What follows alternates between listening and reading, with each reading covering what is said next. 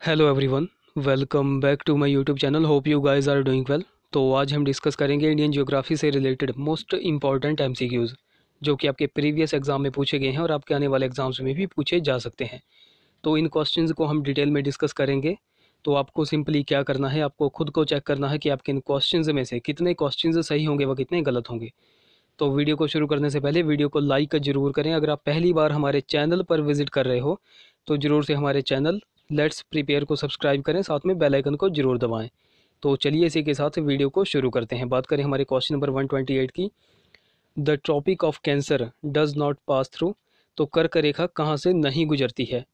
तो कर्क रेखा कहाँ से नहीं गुजरती है? तो ये ईरान से नहीं गुजरती है। ऑप्शन डी यहाँ पर करेक्ट होगा। अगर बात कर ली जाए ट्रॉपिक ऑफ कैंसर यानी कि कर्क रेखा की, तो कर्क रेखा से आपको दो दो क्वेश्चंस निकल कर आते हैं कर्क रेखा से। तो पहला क्वेश्चन बनेगा कि विश्व में कर्क रेखा कितने देशों से होकर गुजरती है? तो विश्व में कर्क रेखा 18 देशों से होकर गुजरती है। 18 देशों से होकर गुजरती है। फिर दूसरा क्वेश्चन बनेगा कि कर्क रेखा भारत में कर्क रेखा कितने राज्यों से होकर गुजरती है? तो भारत में कर्क रेखा टोटल 8 राज्यों से होकर गुजरती है। तो अगर इन 8 राज्यों की बात करें कि कौन कौन सी ये राज्य हैं, तो ये हो जाएंगे गुजरात हो जाएगा, राजस्थान, मध्य प्रदेश, छत्तीसगढ़, झारखंड, पश्चिमी बंगाल, त्रिपुरा और मिजोरम। तो आपको बिल्कुल सीक्वेंस से इनको याद रखना है, पश्चिम से पूर्व की तरफ। जैसे मैंने आपको बताया, गुजरात, राजस्थान, मध्य प्रदेश, छत्तीसगढ़, झारखंड, पश्चिमी बंगाल, त्रिपुरा और मिजोरम।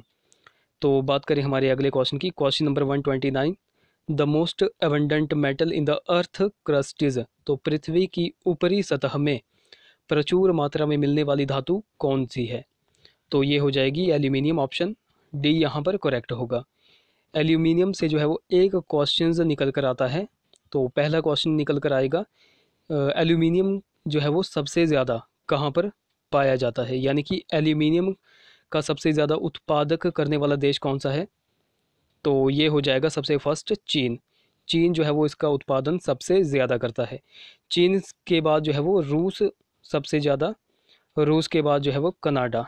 तो इन टॉप 3 को आपको याद रखना है। सबसे ज़्यादा चीन, उसके बाद रूस और उसके बाद कनाडा। बात करें हमारे क्वेश्चन नंबर 130 की। The world's most active volcano is. तो विश्व का सबसे सक्रिय ज्वालामुखी कौन सा है? तो विश्व का सबसे सक्रिय ज्वालामुखी है कोटोपैक्सी। ऑप्शन ए यहाँ पर करेक्ट हो जाएगा। तो कोटोपैक्सी से 2-3 क्वेश्चंस निकल कर आते हैं। सबसे पहला क्वेश्चन निकल कर आएगा कि कोटोपैक्सी ज्वालामुखी किस देश में पाया जाता है? तो कोटोपैक्सी ज्वालामुखी किस देश में पाया जाता है? ये पाया जाता है इक्वाडोर में। इक्वाडोर देश में पाया जाता है। अगर आपसे पूछ लिया जाए इक्वाडोर देश जो है वो किस महाद्वीप पर स्थित है, तो ये जो है वो दक्षिण अमेरिका में एक देश है। दक्षिण अमेरिका महाद्वीप में एक देश है। तो इस वाले पॉइंट को आपको नोट रखना है। बाकी एक और क्वेश्चन बनेगा कोटोपैक्सी से। तो सबसे पहली बात, यह जो है वो सबसे सक्रिय ज्वालामुखी है। एक तो क्वेश्चन ये हो गया। और एक और क्वेश्चन बनेगा कि सबसे ऊंचा ज्वालामुखी कौन सा है? तो यही है कोटोपैक्सी। सबसे ऊंचा ज्वालामुखी भी यही है। बाकी ऑप्शन बी की अगर बात कर ली जाए, फुजियामा की, तो फुजियामा जो है वो किस देश में पाया जाता है? फुजियामा वोल्केनो जो है वो जापान में पाया जाता है। बाकी विसुवियस की बात करें, विसुवियस जो है वो किस देश में पाया जाता है? तो ये साउदर्न इटली में पाया जाता है। साउदर्न इटली में पाया जाता है। तो बात करें हमारे क्वेश्चन नंबर 131 की। The great Victorian desert is located at. तो ग्रेट विक्टोरियन मरुस्थल कहाँ पर स्थित है? तो ये कहाँ पर स्थित है? ये है ऑस्ट्रेलिया में स्थित। ऑप्शन ए यहाँ पर करेक्ट हो जाएगा। तो ऑस्ट्रेलिया से इन मरुस्थलों के बारे में एक क्वेश्चंस निकल कर आता है। तो ऑस्ट्रेलिया में बेसिकली तीन तीन प्रमुख मरुस्थल हैं, तो उनके नाम आपको बताने हैं। तो सबसे पहले तो यही हो गया ग्रेट विक्टोरियन मरुस्थल। फिर सेकंड नंबर पे आता है ग्रेट सैंडी मरुस्थल। ग्रेट सैंडी मरुस्थल जो है वो कहाँ पर है? ये भी ऑस्ट्रेलिया में है। बाकी एक इम्पॉर्टेंट हर बार एग्जाम में पूछा जाता है, गिब्सन मरुस्थल कहाँ पर है? तो गिब्सन मरुस्थल भी ऑस्ट्रेलिया में ही स्थित है। तो इस वाले पॉइंट को आपको नोट रखना है। बाकी ऑस्ट्रेलिया में एक फेमस नदी है जो कि एग्ज़ाम में बहुत बार पूछी जाती है, उसका नाम है डार्लिंग नदी। डार्लिंग रिवर कहाँ पर पाई जाती है? तो ये ऑस्ट्रेलिया में पाई जाती है। इस वाले पॉइंट को भी आपको नोट रखना है। बात करें हमारे क्वेश्चन नंबर 132 की। V shaped valley is formed by, तो वी आकार की खाई बनाती है तो कौन बनाती है, ये बनाती है नदियाँ। ऑप्शन डी यहाँ पर करेक्ट होगा। अगले क्वेश्चन की बात करें, क्वेश्चन नंबर हमारा 133 है। डियागो गार्सिया इज इन, तो डियागो गार्सिया कहाँ पर है। तो सबसे पहली बात मैं आपको बता दूँ डियागो गार्सिया क्या है। तो डियागो गार्सिया है एक द्वीप, यह एक द्वीप है।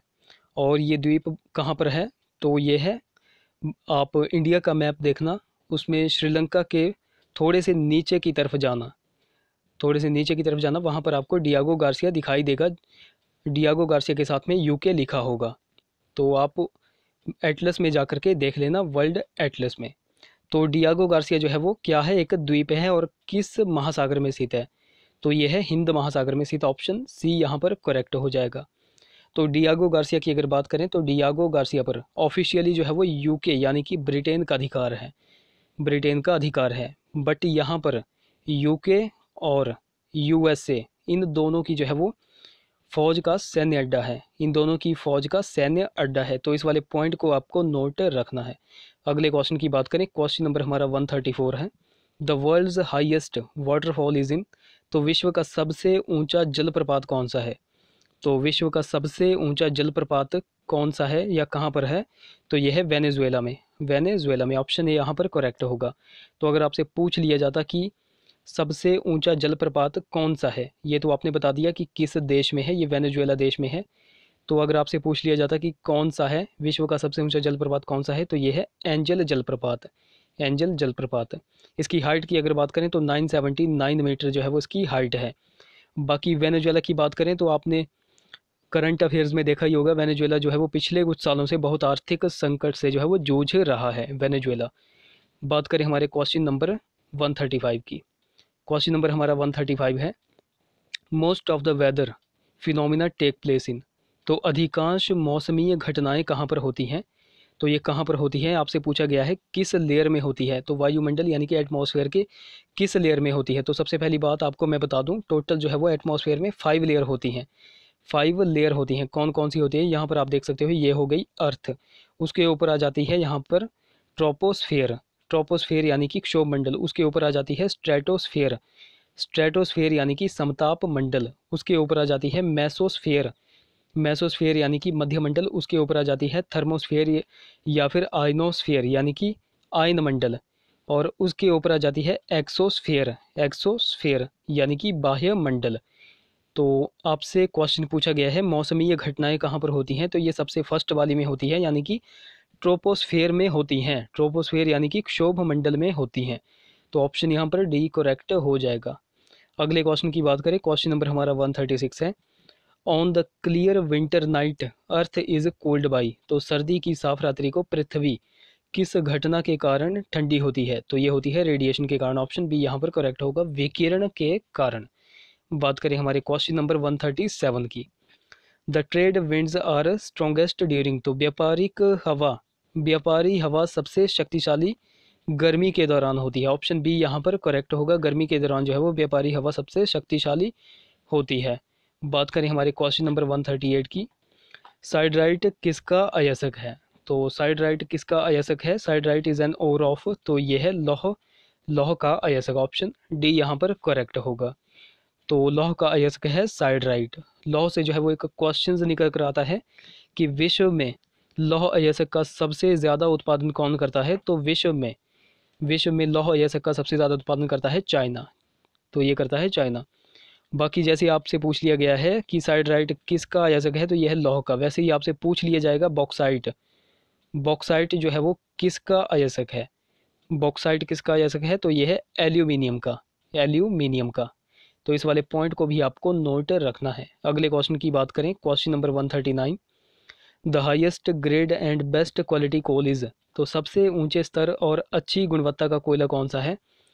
तो बेसिकली जो है वो फोर टाइप्स की कोयले की श्रेणियां होती हैं, तो वो कौन कौन सी हैं। एक तो हो गई एंथ्रेसाइट, लिग्नाइट, पीट और बिटुमिनस। तो यहाँ पर आपसे क्वेश्चन पूछा गया है सबसे ऊंचे स्तर और अच्छी गुणवत्ता का कोयला कौन सा है, तो ये होता है एंथ्रेसाइट। ऑप्शन ए यहाँ पर करेक्ट होगा। तो आपके माइंड में क्वेश्चन बनना चाहिए कि ये सबसे बेस्ट क्वालिटी का ही क्यों होता है, तो ये सबसे बेस्ट क्वालिटी का क्यों होता है, क्योंकि इसमें 90 से लेकर के 95% तक कार्बन जो है वो होता है। 90 से लेकर के 95% तक कार्बन होता है। बाकी एंथ्रेसाइट के बाद जो है वो बिटुमिनस सेकंड बेस्ट क्वालिटी का कोयला है बिटुमिनस, और बिटुमिनस के बाद जो है वो लिग्नाइट जो है वो इसके बाद थर्ड बेस्ट क्वालिटी का कोयला है। तो लिग्नाइट से एक क्वेश्चन निकल कर आता है लिग्नाइट से कि किस कोयले को भूरा कोयला कहते हैं, किस कोयले को भूरा कोयला कहा जाता है, तो ये लिग्नाइट को कहा जाता है, लिग्नाइट को। बाकी कोयले के बारे में अगर देखें तो इंडिया में कोयले की फेमस खाने हैं जो कि बहुत बार एग्ज़ाम में पूछी गई हैं। जैसे पहली हो गई रानीगंज।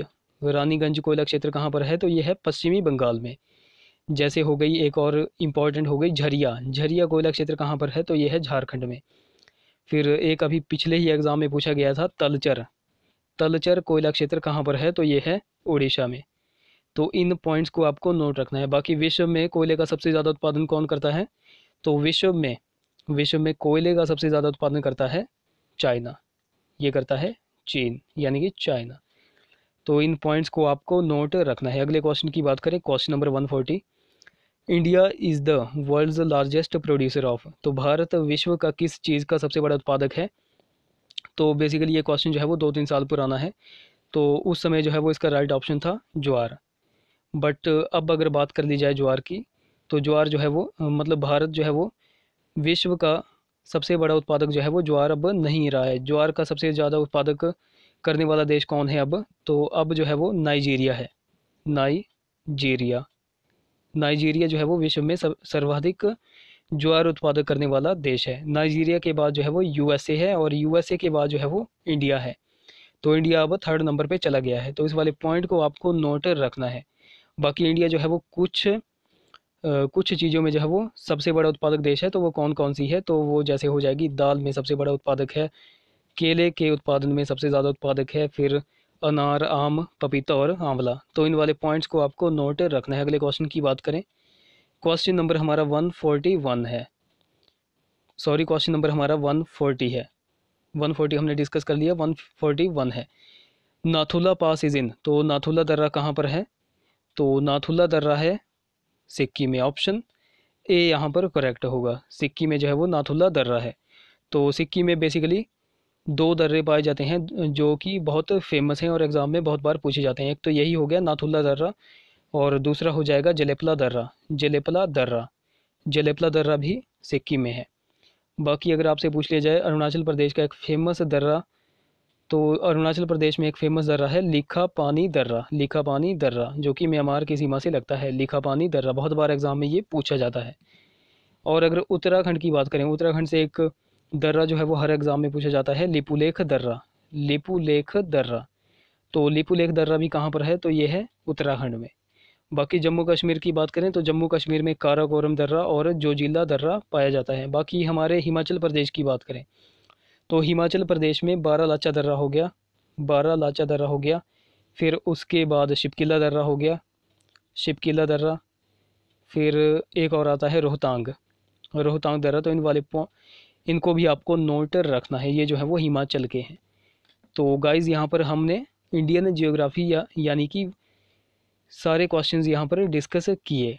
तो आई होप वीडियो आपको इन्फॉर्मेटिव लगी होगी। अगर वीडियो अच्छी लगी होगी तो ज़रूर से वीडियो को लाइक करें, शेयर करें, चैनल को सब्सक्राइब करें, साथ में बेल आइकन को ज़रूर दबाएं। तो चलिए इसी के साथ वीडियो का एंड करते हैं। मिलेंगे अगली वीडियो में। Till then take care.